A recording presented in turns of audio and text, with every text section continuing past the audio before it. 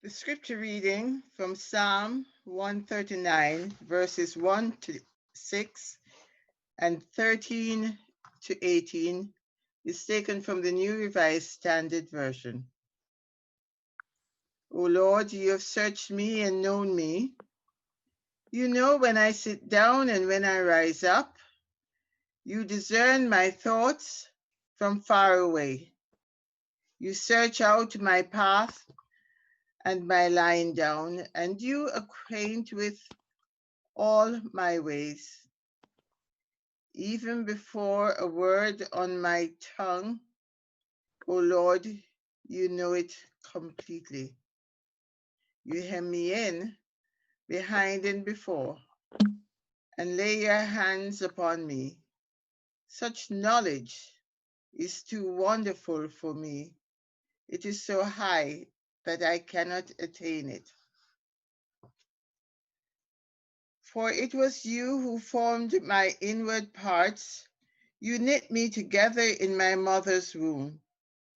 I praise you, for I am fearfully and wonderfully made. Wonderful are your works that I know very well. My frame was not hidden from you when I was being made in secret, intricately woven in the depth of the earth. My eyes beheld my unformed substance. In your book were written all the days that were formed for me, when none of them as yet existed. How wealthy to me are your thoughts, O God. How vast is the sum of them. I try to count them. They are more than the sand. I come to the end. I am still with you.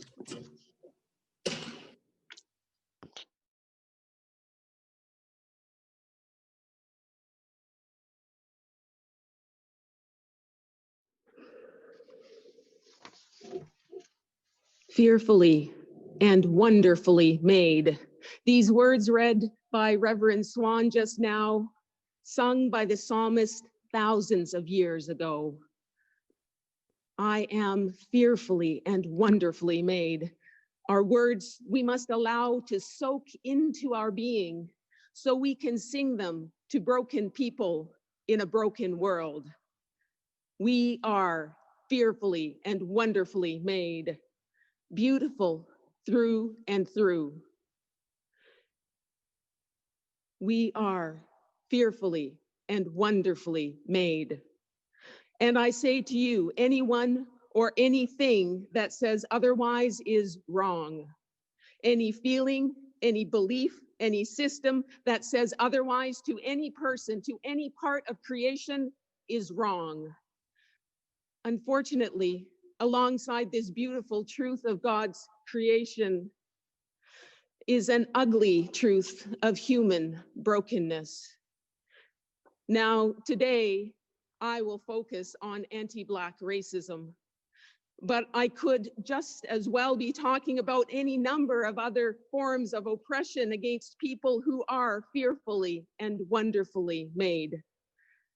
All forms of racism, sexism, ableism, ageism, heterosexism, cisgenderism, classism, settlerism, and the list goes on.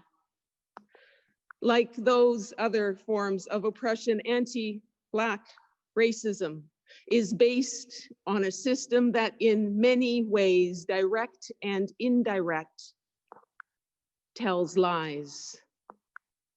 In this case, lies to and about peoples of African descent by suggesting that we are somehow less than fearfully and wonderfully made.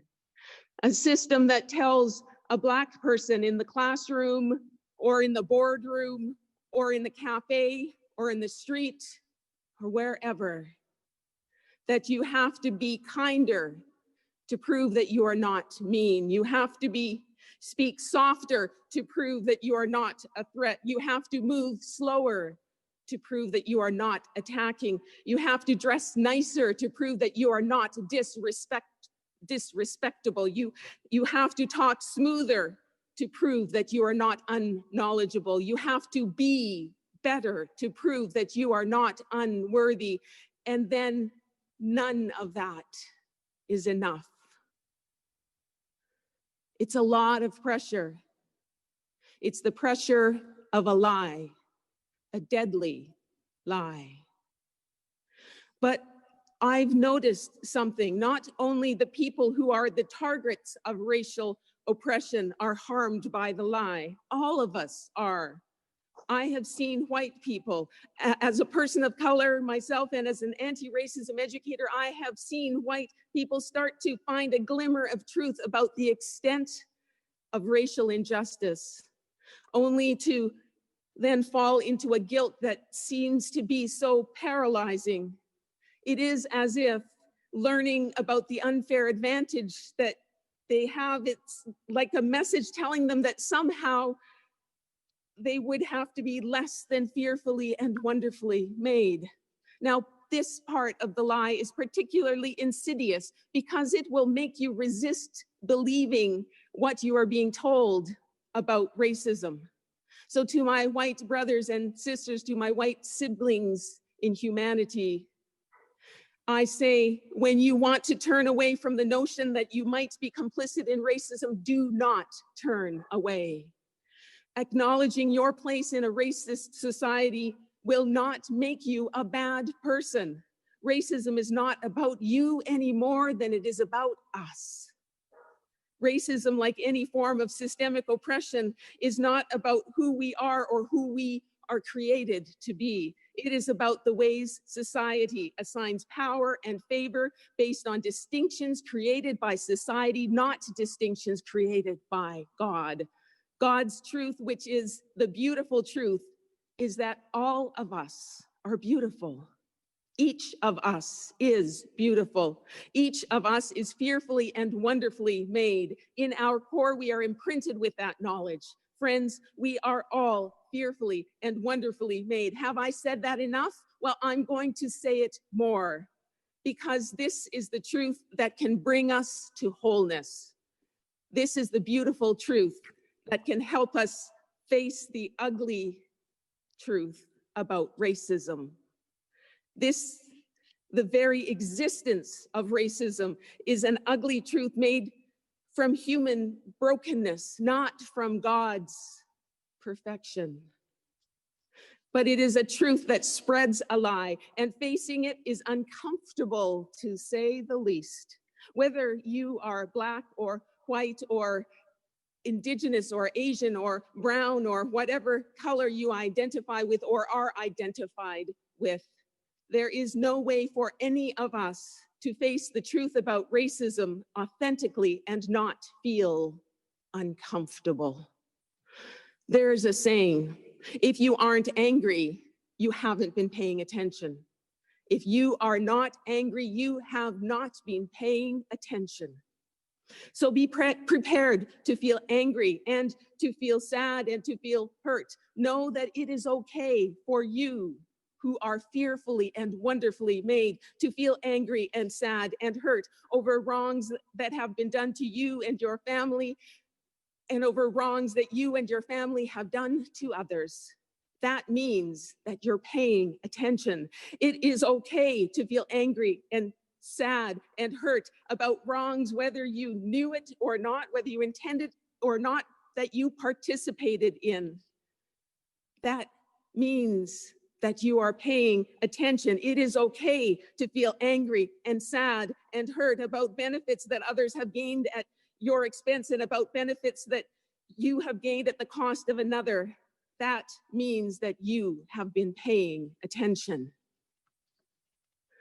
Take that anger and sadness and pain, infuse it with the love you have been given, and use it to propel you toward real and lasting healing.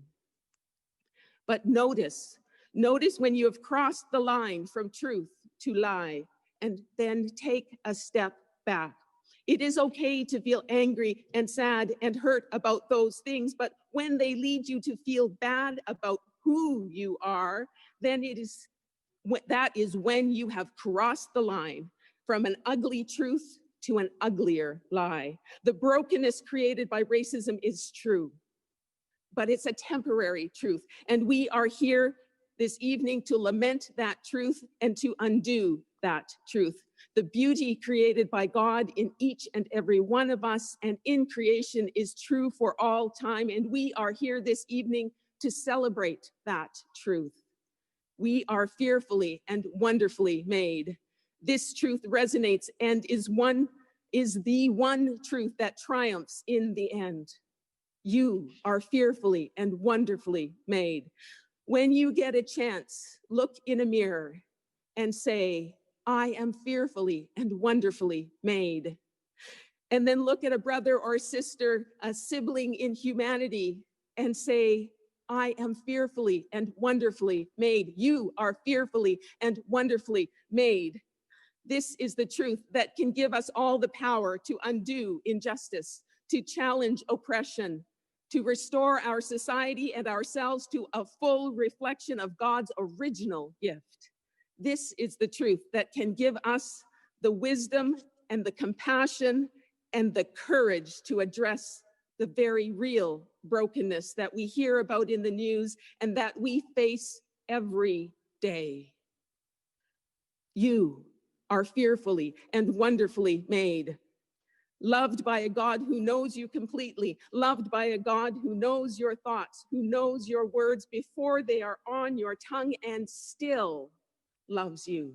You are fearfully and wonderfully made, pursued by a God from whose love you can never escape. You are fearfully and wonderfully made, redeemed from your brokenness by a Christ who sees you and calls you even before you know him or her or them. You are fearfully and wonderfully made. Know that, live that, and God's Spirit will empower you to bring the good news of God's love for all of God's creation. God said it, the psalmist sang it, Christ affirmed it. You and I, each one of us, is fearfully and wonderfully made. Thanks be to God.